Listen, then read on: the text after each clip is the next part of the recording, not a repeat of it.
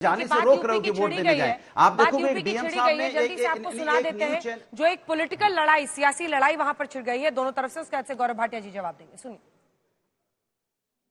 भाजपा इन उपचुनावों के लिए इतनी बेईमानी कर रही है क्योंकि इसे जनता भी हरा रही है और उसके अपने लोग भी हरा रहे हैं।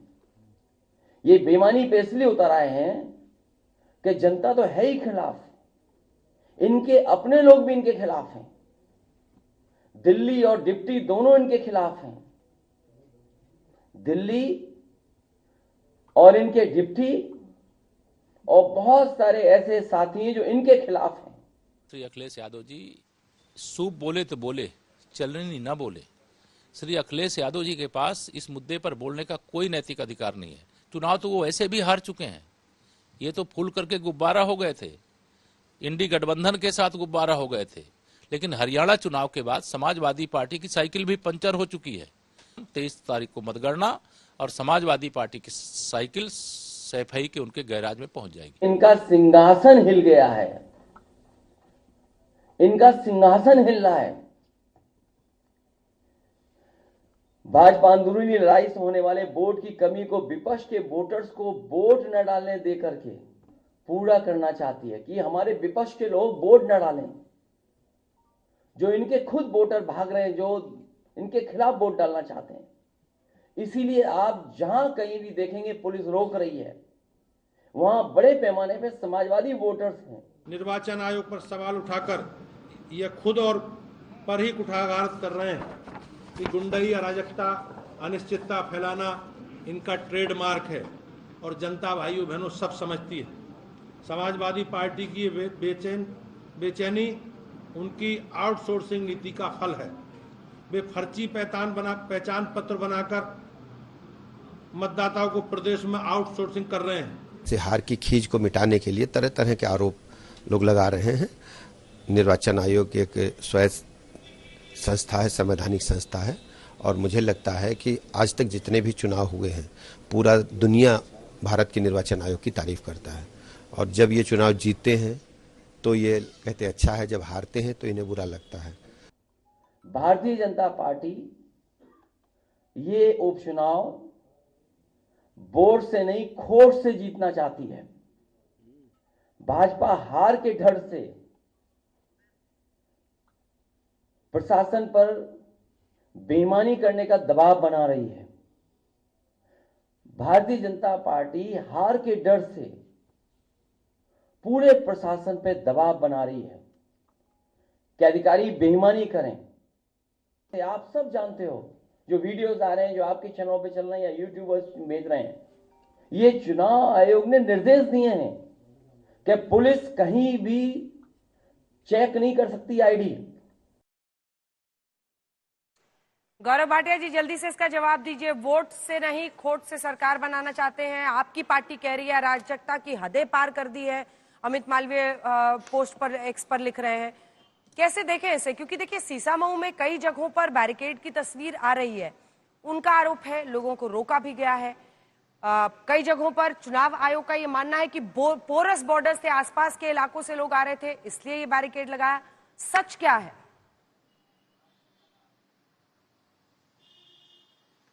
देखिए, किसकी नियत में खोट है मैं आपको बताता हूं। पहले अखिलेश यादव सीरीज 1 आई थी, मोहित खान छोटी बच्ची का विक्टिम शेमिंग करके कह रहे थे डीएनए टेस्ट करा लो। फिर आई अखिलेश यादव पार्ट 2, नवाब सिंह यादव, जिन्होंने मंच साझा किया और सपा की नेत्री है, उन्होंने कहा था अंजना जी कि रात में कौन सी नौकरी लेने गई थी, फिर से विक्टिम शेमिंग करी। अब मैंने आपको करहल की जो घटना हुई है उसके बारे में बताया। दलित बेटी का हत्यारा निकला अखिलेश यादव का दुलारा। ये तस्वीर देखिए, दिखाइए कैमरामैन जी, आप देखिए, ये अखिलेश यादव पार्ट 3 है। किसकी नियत में खोट है? एक बच्ची ने कहा मैं भाजपा के लिए वोट करूंगी, अखिलेश यादव के दुलारे ने हत्या कर दी उस बच्ची की, दलित बच्ची की। और उसके बाद अखिलेश यादव जो सवाल उठा रहे हैं, जब चुनाव हार जाते हैं तो ईवीएम खराब हो जाती है। अखिलेश यादव से तो सबसे पहले ये पूछना चाहिए ईवीएम ठीक है या खराब है। अब मैं शशि शेखर जी जो कह रहे थे उसका कुछ कहना चाहता हूं बात। शशि जी का मैं बहुत सम्मान करता हूं, लेकिन ये हमारा कानून है, रूल है, आईडी सबका चेक होना चाहिए। और कमियां पुलिस की तरफ से, पोलिंग अधिकारी की तरफ से किसी भी व्यक्ति के प्रति रह सकती हैं। वो हिंदू भी हो सकता है, मुसलमान भी हो सकता है, सिख ईसाई भी हो सकता है। विक्टिम कार्ड खेलना हमेशा कि हमारे साथ ऐसा हुआ। मैं जानता हूं कई दिव्यांग कई बार जा रहे होते हैं, जो गाइडलाइंस उसका पालन नहीं होता है, व्हीलचेयर नहीं होती है, वह रैंप नहीं होता है। अब ये थोड़ी ना देखा जाएगा दिव्यांग मुस्लिम है कि हिंदू है। विक्टिम कार्ड करने लगे कि भाई मैं मुसलमान हूं, ऐसा हुआ। आप नागरिक हैं, कमियां रह जाती हैं, लेकिन ओवरऑल इलेक्शन कमीशन बहुत ही अच्छा काम करता है। सबसे बड़ा लोकतंत्र है विश्व में, हमें गर्व होना चाहिए। तीसरी बात, आज खबर आई थी अंजना जी, कुछ पुलिस अधिकारी थे जिनके खिलाफ कार्रवाई हुई है। ये क्या दिखाता है कि हमारा इलेक्शन कमीशन तो निष्पक्ष है। अगर पुलिसकर्मी ने गलत किया, कानून का उल्लंघन किया, तो तुरंत कार्रवाई हुई। और अंत करूंगा, अभी कह रहे थे पर्दा पहन के हमारी जो बुजुर्ग महिलाएं आती हैं, तो हम तो जिस समाज से आते हैं, हम तो चाहते हैं कि पर्दा जो है वो प्रथा समाप्त हो और अपनी अस्मिता के लिए बिना पर्दा के महिला आए। इनकी सोच है कि नहीं। और दिक्कत कब होती है, जब एक नागरिक अंदर घुसता है पोलिंग बूथ के, बताता है मैं रुखसाना हूं, रुखसाना के हाथ में बाल दिखाई देते हैं और पर्दा बुर्का उठाया जाता है तो पता चलता है मोहम्मद निकला। अब आप बताइए, रुखसाना मोहम्मद निकलेगी और आईडी चेक नहीं होगा तो फायदा तो नमाजवादी वोट जिहाद वाली पार्टी को ही होगा। ठीक है, इसके बाद आ रही हूँ अनुराग जी, आ रही हूँ तुरंत आ रही हूँ, थोड़ा सा रुक जाइए एक बार। शशि शेखर जी, आशुतोष जी। जनाब मैं आप जानती हैं, मैं सारे प्रवक्ता मेरे मित्र हैं, मैं उनकी बातों का जवाब कभी नहीं देता। तो ये जवाब किसी भी व्यक्ति के उस पर नहीं है।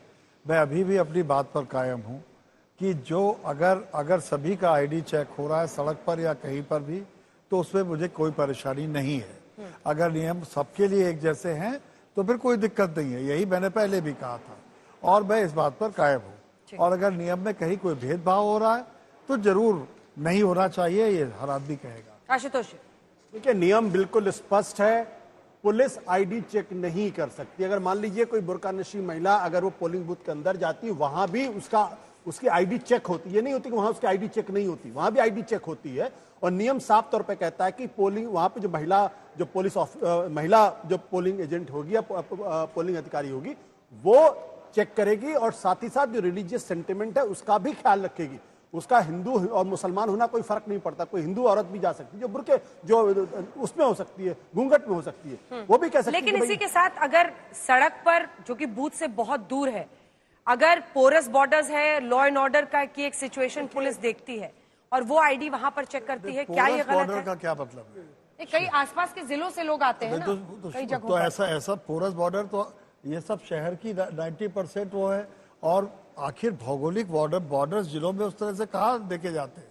तो ये तो पोरस बॉर्डर तो सभी होंगे, कोई भारत पाकिस्तान थोड़ी है। नहीं, मैं कह रही हूँ बाई इलेक्शन में अगर किसी को लगता है कि लॉ एंड ऑर्डर सिचुएशन हो, तो क्या सड़क पे इस तरह से आईडी चेक करना भी गलत है? एक चीज देखिए, समझिए आप इस बात को कि क्या पोलिंग बूथ के अंदर जाके आदमी वोट कर रहा है क्या? अगर वहां पे पोलिंग बूथ, अगर वहां पे आप चेक कर सकते थे, कोई गलत आदमी अगर मान लीजिए पोलिंग बूथ में चला गया किसी दूसरे कॉन्स्टिट्यूएंसी का है, तो वहां तो उसकी चेकिंग होगी आईडी। और ये बैरिकेड लगाकर चेकिंग जो आप देख रहे हैं उसी की तरफ पर। अब अनुराग जी अपनी बात रखिए। देखिए अभी ये कई पार्ट बता रहे थे। इनका पार्ट पता है क्या? पार्ट 1 भारतीय जनता पार्टी का पार्ट 1 नवाब मलिक को क्या कहते थे? ये दाऊद का आदमी है। उसके बाद अभी इन्हीं के गठबंधन के साथी के साथ चुनाव लड़ रहे थे तो अच्छे हो गए। कमाल है भारतीय जनता पार्टी का भाई। पार्ट 2 बीएचयू की घटना। कब हुई थी बीएचयू की घटना? जब मैं बीजेपी के लोग उसमें पकड़े गए थे, तब कहां थे? अभी पार्ट 3 झांसी की घटना हुई, 10-11 बच्चों की, नवजात शिशुओं की मौत हो गई आपकी नाकामी की फेलियर की वजह से। फिर आप चले जाइए पार्ट 4 पे आ जाइए। अनुप्रिया पटेल आपकी ही मंत्री हैं, चिल्ला के कह रही है कि आपका कानून व्यवस्था ठीक नहीं है, यहां पे अन्याय हो रहा है, पुलिस काम नहीं करती है। मैं नहीं कह रहा हूं, वो कह रहे हैं। और फिर सुन लीजिए बीजेपी के प्रवक्ता, हमारे गांव में आज भी संस्कृति संस्कार जिंदा है। महिलाएं घूंघट में जाती हैं और घूंघट में जाती हैं तो लोग उनका सम्मान करते हैं। आप अपमान मत कीजिए उनकी संस्कृति का। वो अपने आज 70 साल से जिस पैटर्न पे जीते आ रही हैं, क्या आप उनको आज बदल देंगे ओवरनाइट? गांव के अंदर में हमने देखा है, क्योंकि मैं तो जिस बिरादरी से आता हूं उस बिरादरी में तो घूंघट भी निकलती है, मेरी मां भी जाती है वो भी घूंघट में निकलती है, मेरी दादी भी घूंघट में निकलती है। आपको शायद पता नहीं है, क्योंकि दर्द आप नहीं समझ पाओगे, आप शहर में रहते हो ना, शहर में जीते हो, इसलिए आपको पता नहीं घूंघट क्या होता है। इसलिए मैं आपसे कहना चाहता हूं, आप किसी का अपमान नहीं कर सकते। ये वहां पे आईडी कार्ड आइडेंटिटी होती है, आपका बूथ वहां पे बूथ अध्यक्ष बैठा होता है, आपके लोकल के नेता होते हैं, सब जानता है कौन जा रहा है। तंग करना तो किसी को भी तंग कर लो, कानून के नाम पे तंग तो किसी को भी किया जा सकता है। हम भी अभी निकलेंगे 20 बार हमें भी चेक कर लो, गाड़ी 20 बार चेक कर लो, 20 बार मेरे कपड़े चेक कर लो, मेरी आइडेंटिटी देख लो। ये तो तंग करने वाली बात हुई ना, जैसे आप किसी को तंग करना चाहते हो किसी के बहाने। इसलिए बहाना छोड़िए ना, लोकतंत्र में हम सब हिंदुस्तानी हैं, सब अपने हैं, घूंघट में तो भी अपने हैं, पर्दे में तो भी अपने हैं, सभी अपने लोग हैं, क्यों किसी को परेशान करना। लोकतंत्र जिंदा रहने दीजिए, चलने दीजिए, वोट जिसको वोट मिलेगा जीत जाएगा, परेशान होने की क्या जरूरत है। रुक जाइए, हाँ गौरव जी, तीनों की बात का जवाब। हाँ, सबसे पहले तो क्योंकि आशुतोष जी ने एक बात कही तो मैं सारांश पढ़ रहा हूं। 12.1 सिक्योरिटी, ये कहती है सीएपीएफ की सिक्योरिटी होगी और साथ में लोकल स्टेट पुलिस की। और उसके बाद आशुतोष जी 12.1.8 में कहता है, it is further clarified that the CAPF personal posted at the entrance of the polling station shall not verify the identity of electors coming into the polling station to cast their vote। इसमें local police नहीं लिखा हुआ है, इसके मेरा interpretation है, मैंने बताया। दूसरी बात संस्कृति की करी तो संस्कृति देखिए आप समाजवादी पार्टी की, ये नेत्री जयप्रदा के अंडरवेयर का रंग आजम खान अपनी एक्सरे आईज से बताते थे, अंजना जी, तब इनकी संस्कृति। अखिलेश यादव चुप रहे, ये इनकी संस्कृति है। रमा देवी जो कि शेर थी, उनकी आंखों में मन करता है देखता ही रहूं, आजम खान ने कहा था, और बगल में अखिलेश यादव हंस रहे थे, ये इनकी संस्कृति थी। और आजम खान खुद मंत्री थे। दूसरे नंबर पे बुलंदशहर में रेप केस हुआ एक नाबालिग के साथ और साजिश बता दिया, फिर सर्वोच्च न्यायालय में माफी मांगने वाले नेता मंत्री थे जब इनकी सरकार थी। मैं कहना केवल इतना चाहता हूं, अब मतदान हो चुका है, यहां लड़ने से कोई फायदा नहीं है।